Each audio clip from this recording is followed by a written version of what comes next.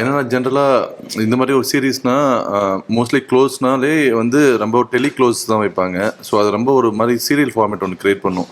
So இது through அவுட்டாகவே ட்ரீட்மெண்ட்டாகவே பார்த்தீங்கன்னா ஒரு ஒயிட் க்ளோஸ்அப் தான் இருக்கும்.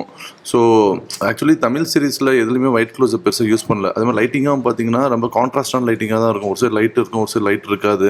ஸோ இதுக்கு முன்னாடி பார்க்குற நீங்கள் சீரீஸாக இருக்கட்டும், நம்ம ஊர் சீரீஸாக இருக்கட்டும், இல்லை சீரியல்ஸில் ஜெனரலாக ஃப்ளாட் லைட்டிங் பண்ணுவாங்க. பட் இங்கே பார்த்தீங்கன்னா ஃபுல்லாகவே கான்ட்ராஸ்ட்டாக இருக்கும். அண்ட் இங்கே எங்களுக்கு கமிட்மெண்ட் அதிகமாக இருக்கனால லைட் எல்லாமே ப்ரீ லைட்லாம் பண்ணி வச்சுருவோம். அண்ட் படம் ஒர்க் பண்ணும்போது we use to get a chance to take one more at least என்ன பர்ஃபார்மன்ஸ் ஓரியன்டாக இன்னும் ஒன் மோர்.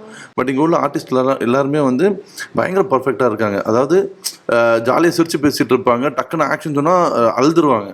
ஸோ அந்த அளவுக்கு they're very dedicated towards their work. So அதனால எனக்கு ஒன் மோருக்குலாம் சான்ஸ் கிடையாது. So when I do lighting, ஆமாம், so when I do lighting, so எனக்கு வந்து கரெக்டாக பண்ணிட்டு போயிடலான்னு ஒன் மோரே ரொம்ப யோசிச்சாங்க. இப்போ ஒரு ஒன் மோர் போய்க்கலாம், ஃபோக்கஸ்க்கு எதாவது இஷ்யூவாக மட்டும் தான் ஒன் மோர் போவோம்.